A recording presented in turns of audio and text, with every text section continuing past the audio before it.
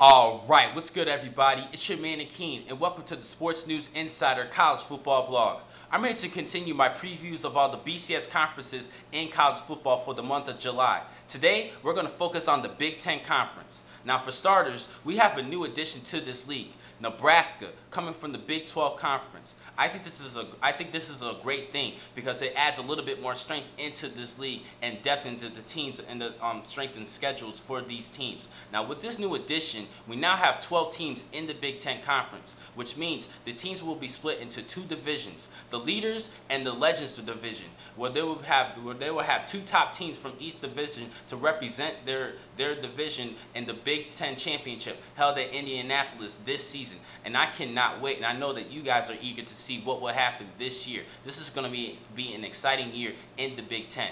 Now, the biggest headline news for the Big Ten this season is from The Ohio State University. We all know about this situation. Coach Jim Tressel stepped down as head coach, and they had to hire Luke Fickell as the interim head coach. And he's pretty much in a debacle right now for this team because Terrell Pride stepped down as their starting quarterback and decided to leave the school and enter the supplemental draft for the NFL. So he really needs to find a replacement at quarterback for Terrell Pryor. Now he has four quarterbacks who are fighting for that starting job, but only one quarterback, Joe Bosselman, who has just a little bit more experience than everybody else. But he has great incoming freshman quarterbacks who could get the starting out at quarterback right away.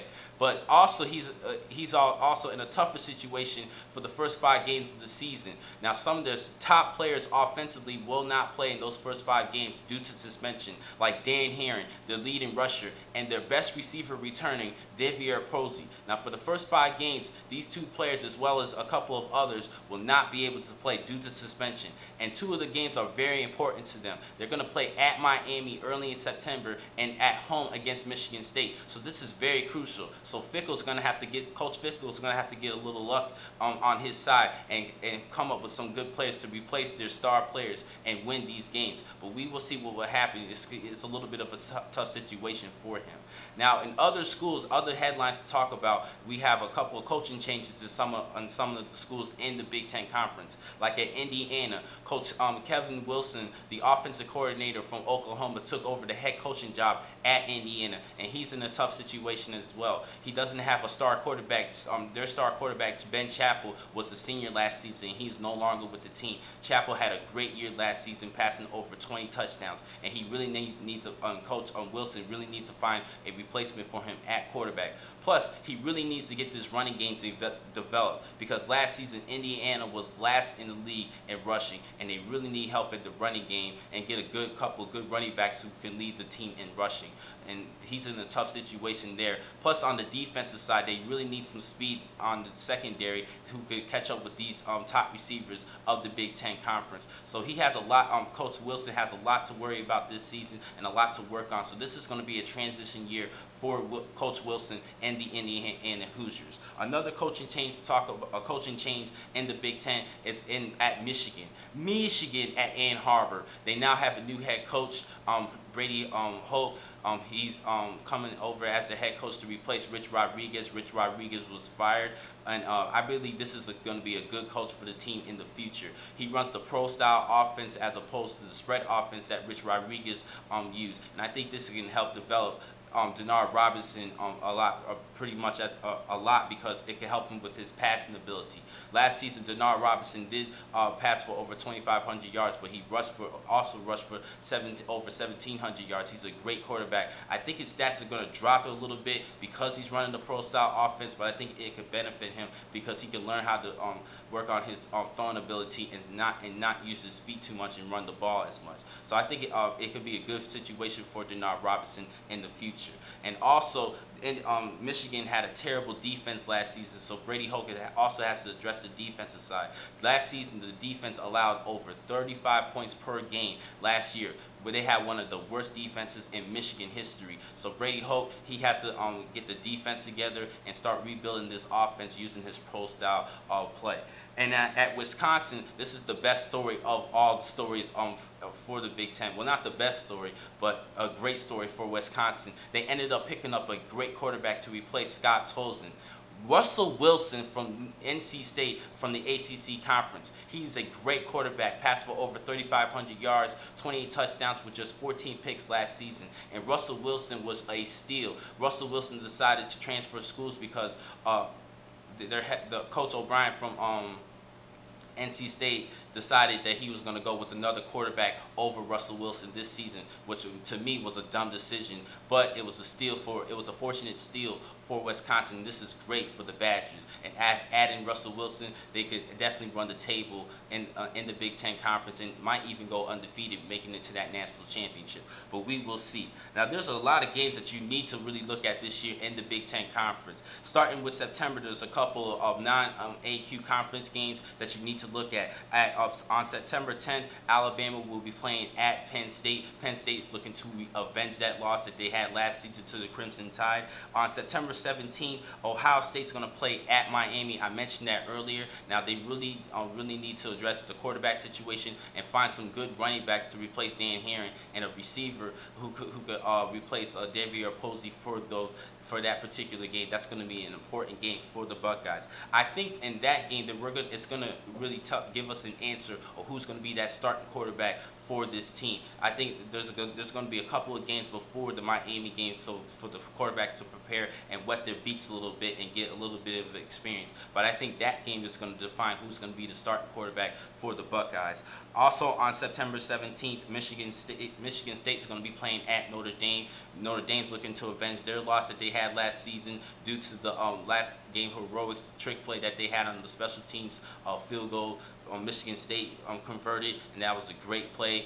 Great ending to that game, and Notre Dame's looking to avenge that loss. On October 1st, Michigan State's going to be playing at Ohio State. Now, last season, both teams received a share of the Big Ten championship, but they did not play each other last season, and this year they're going to play, so you definitely got to look at that game. On October 15th, Northwestern's going to be playing at Iowa. Iowa lost to Northwestern last season due to the heroics of Dan Persia. That was a great game, so I think this is going to be a great rematch.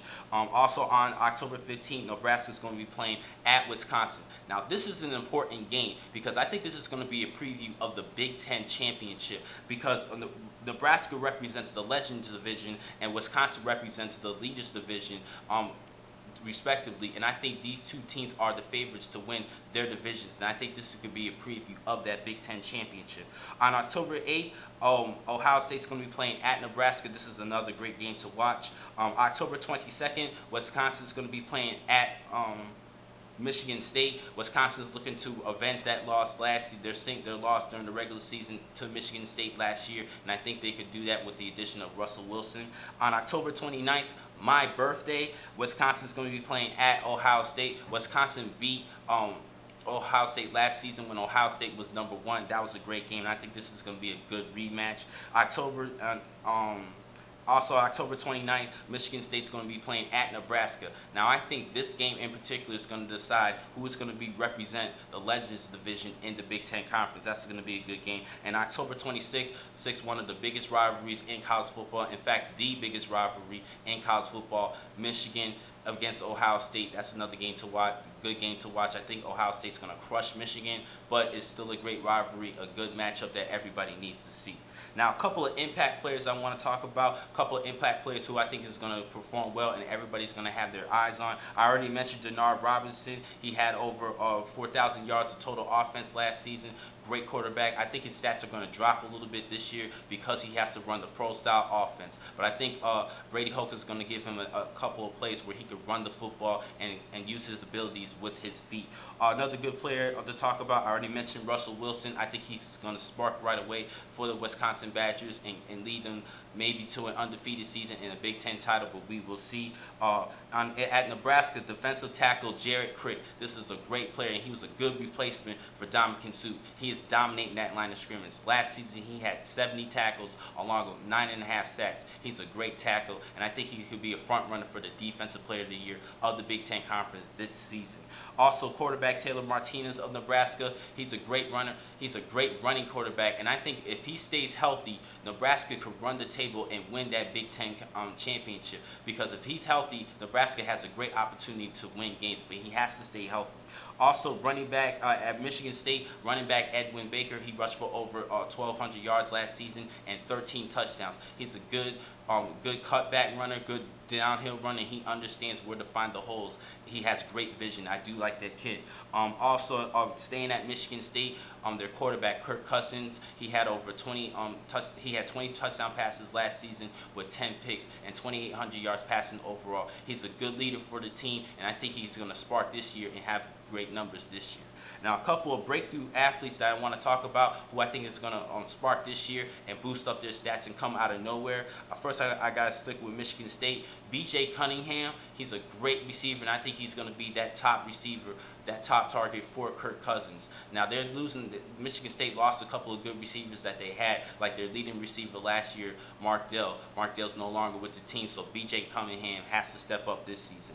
Also, Alfonso Denard, he's a cornerback from Nebraska. Prince Amukamara and DeJon Gomes is no longer with the team. They left for the NFL, and Denard's going to be that guy, that main guy for that secondary. Last season, he had 31 tackles with 4 interceptions. He's a great player. Also, another player, Ohio State's defensive end, Nathan Williams. He needs to step up this year. He had 4 sacks last year. He's a good defensive end, and I think he's going to have a breakthrough season at the defensive end position.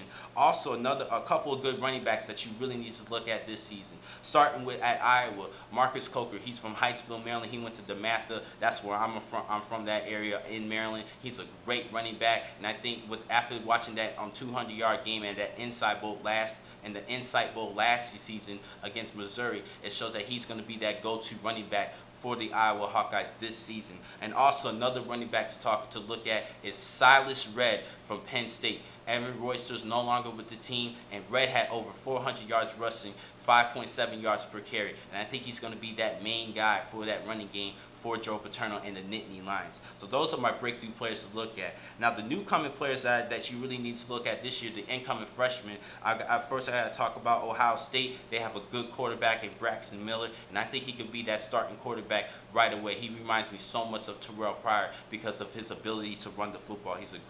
He's a great quarterback coming out of high school.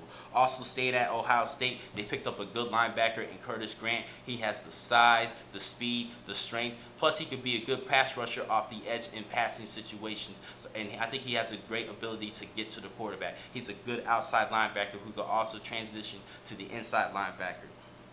Another linebacker to look at for Michigan State, they picked up a good linebacker, Lawrence Thomas. He's going to be a great replacement, in my opinion, for Greg Jones. Greg Jones had a phenomenal career at Michigan State, a lot of tackles, and I think Lawrence Thomas is going to be that next guy, that it factor for that in the linebacker position for the Spartans. And also at Nebraska, my last player to still look at, the incoming freshman, Aaron Green, the running back. Now, Rex Burkhead is going to be that go-to guy at running back, that main guy for the running game for the Cornhuskers. But Bo Pelini is definitely going to use Aaron Green, because every time Green touches the ball, he is a home run threat, and he has a nose for that end zone. He's a great runner, and I think he could also display his ability as a return specialist. So Bo Pelini is definitely going to use him as an all-purpose player and a return specialist for the Cornhuskers. This kid is a great player. He's one of the top running backs coming out of high school last season. So definitely look at Aaron Green for Nebraska. Now, it's time for me to give you my winners and my award winners and the overall winner of the Big Ten Conference. First, I got to give you the Offensive Player of the Year. I'm going to go with Russell Wilson for the Wisconsin Badgers. He's a great quarterback, accurate player, patient guy, patient kid who could definitely work with anybody around him. Plus, with the addition of Nick Toon at the receiving core, him and Nick Toon, I think they're going to connect well in this season in the passing game. So I have to go with Russell Wilson. Defensive Player of the Year, I'm going to go with Jared Crick, the defensive tackle out of Nebraska. I already mentioned him earlier. Big guy. He's going to anchor that defensive line for the Cornhuskers. Rookie of the Year, I would say Russell Wilson, because he is a newcomer for the Big Ten Conference, but I'm going to give you a freshman instead. I'm going to go with Braxton Miller, the quarterback out of Ohio State. He's a great quarterback, and I think he's going to get that starting nod for the Buckeyes, so his stats is going to boost up, and I think he could lead this team to a couple of wins, to a couple of victories this season. So Braxton Miller is my newcomer player of the year. Now, my overall player of the year, my overall winner of the Big Ten Conference, I think it's going to be between Wisconsin and Nebraska. Now, Wisconsin is the favorite to win this Big Ten championship, but for some reason, I'm going to go with Nebraska in the Big Ten championship because they have a great defense, and Bo Pelini is a defensive-minded coach. Offense wins tickets, sells tickets. Defense wins championships, and he's a defensive-minded coach, and I think he can find a way to win that Big Ten championship. For the past couple of seasons, Nebraska did not win the Big 12 championship, but made it to the Big 12 championship. And I think if Taylor Martinez stays healthy, I think he could lead this team to a Big Ten championship in their first season in the Big Ten. So I have to go with Nebraska, and that's my reason, because of their black shirt defense. Now for next week, I'm going to round up all my final videos, all of my previews. On Monday, I'm going to give you a preview of the ACC conference. On Wednesday, I'm going to give you a preview of the Pac-12 conference. And on Friday, I'm going to round everything up and give you my preview of my BCS Busters coming into college football, and my BCS Busters who have a shot to make it to a BCS bowl game. Thank you for watching today's blog from Sports News Insider. I'm your man, Akeem McCall. Be easy.